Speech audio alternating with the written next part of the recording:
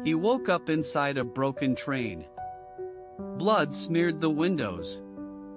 Outside, everything was silent. No announcements. No passengers. Just dust and shadows.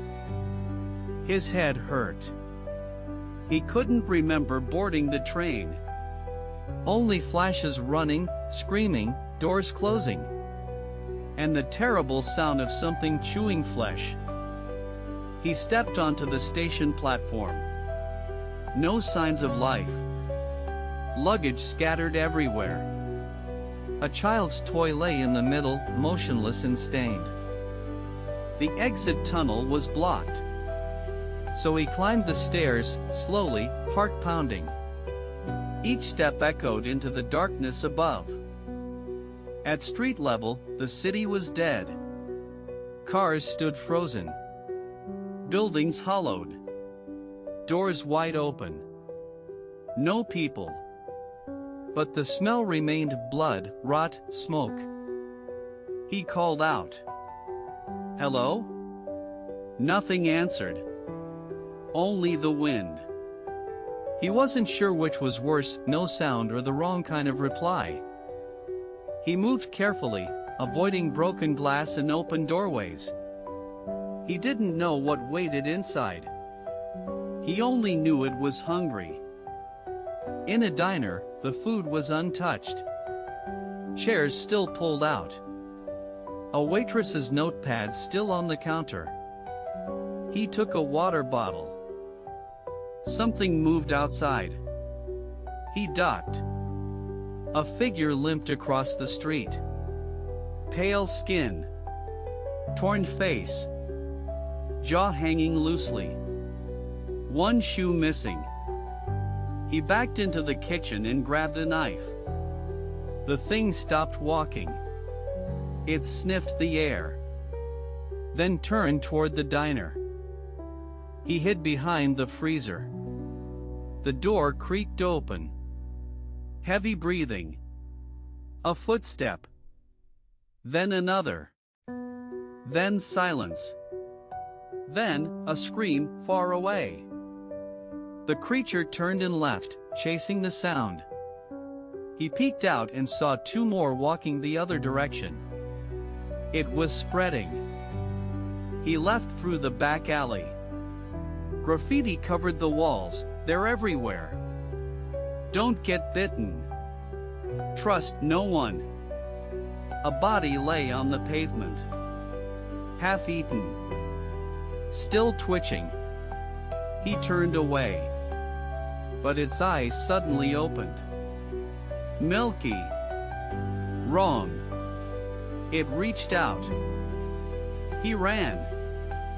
Fast. Around corners. Past ruined stores and shattered windows. The dead were slow, but always close behind. He found an apartment complex.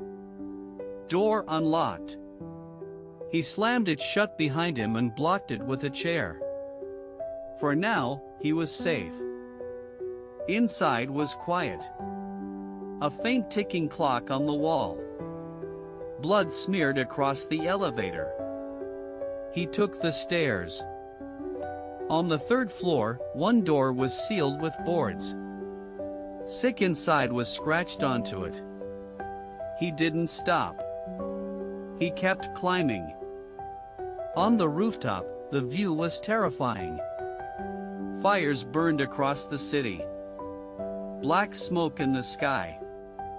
And figures wandering below like ants. He saw movement on another rooftop. Someone alive. A man waving. Then an infected climbed up behind him and pulled him down screaming. He ducked away. He couldn't help. Not yet. He needed a weapon. A car.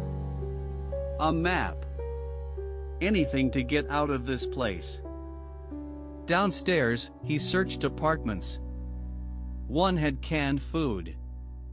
Another had a shotgun. But it was empty. Only 2 shells in a drawer. A photograph sat on a nightstand. A family of 4. Smiling. He flipped it over. "Don't forget us." His hands shook. He took the shells and the food. He didn't want to stay. The smell of death was getting stronger. Outside, he found a bike. Tires flat, but rideable. He pushed it down the road, ready to jump on if chased. He passed a school. Windows shattered. Blood handprints on the doors. A sign read, "We tried to save the kids." A voice came from inside. "Help!" Faint. Real. He hesitated. Could be bait. Could be someone like him. Or something worse. He entered carefully. The halls were dark. Lockers dented. Classroom doors broken. A light flickered at the end of the hallway. He stepped over backpacks and spilled crayons. Inside the science lab, a boy huddled behind a desk, clutching a bat. The boy was maybe 10. Dirty, scared, breathing hard. "Are you one of them?" the boy asked. He shook his head. "No." They left together. The boy said his name was Eli. His parents never came back. He'd been hiding for 2 days. They reached the edge of town. Beyond it, trees swayed gently. Somewhere in those woods, there might be safety. Or worse. Behind them, the dead howled. More now. As if they knew something was leaving. As if they were hungry for it. He looked down at Eli. "We run together. No stopping. Don't look back." The boy nodded, eyes wide. They sprinted into the forest.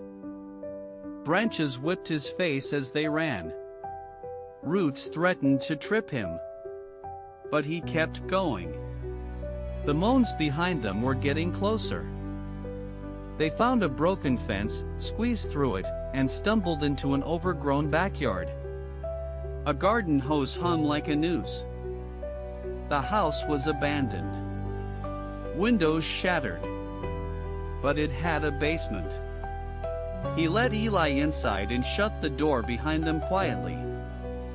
It smelled of damp earth and old meat. They listened. Nothing above. Nothing below. Just the sound of their breathing and a dripping pipe. They found candles, a box of cereal, and a small radio. He tried turning it on, but all he heard was static. He gave Eli food, then checked the shotgun. 2 shells. Not enough. But better than nothing. He placed it within reach. Outside, footsteps. Not dragging. Fast. Human. He peeked through a slit in the boarded window. A woman ran past, followed by 4 infected. She didn't scream. Just ran like death was inches away. She didn't look back. The infected didn't stop. Neither did she. He considered helping, but the boy came first. He whispered, "Don't move. Stay silent." Eli nodded, clutching the bat tighter. Hours passed. Night fell. The infected slowed after dark, but never stopped. Like they didn't need sleep. Only the hunt. He dreamed of his sister, lost in the outbreak. Her voice said, "You can still save someone. Don't make the same mistake." He woke up to noise, metal scraping upstairs. A door creaked. Then, silence. He pointed the shotgun upward, finger ready. But it was the woman. Alive. Bleeding. She had broken in. "You got a kid with you?" she asked, panting. He nodded. She slumped against the wall. "They almost had me. But I ran. Always run. That's the rule." He asked her name.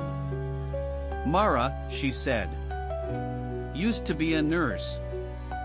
She smiled faintly. "Now I'm just fast and tired." She cleaned her wounds with vodka, shared a protein bar, then looked at Eli. Poor kid. Seen too much. Still alive though. The radio crackled suddenly.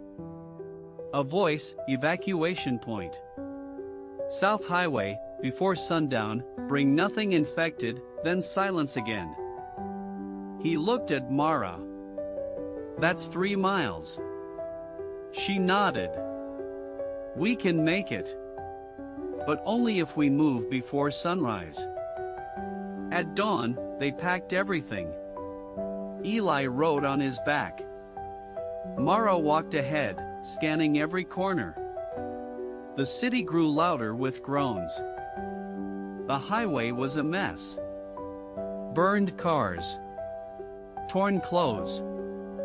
Bones. They moved between wrecks. Mara pointed ahead, "That overpass. That's where they said." A flare lit the sky. Red and sharp. Then gunfire. Screams. And more groans.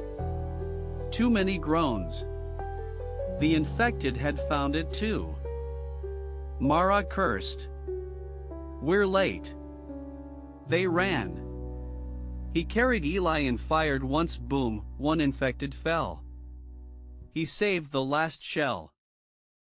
Ahead, soldiers fired from trucks. "Run," someone shouted. He ran. Mara beside him. Eli holding tight. They were so close. Mara tripped. Screamed. He turned. She shouted, "Go!" A dozen infected piled on her. He hesitated. 1 second too long. A soldier grabbed him. Pulled him inside the gate. "You made it," the soldier said. He shook his head. She didn't. The gate slammed shut. Behind it, the infected clawed and howled. Inside was light. Clean floors. Masks. Guns. Hope. They scanned him. Scanned Eli. "No bites?" "None," he said. "We checked." The medic nodded. "He's safe. You both are. For now." That night, Eli cried quietly in his arms. He said nothing. Just stared at the gate. Waiting. Watching. Remembering. He had survived. Again. But not whole. Never whole. In this world, you didn't keep everything. Just what you could carry.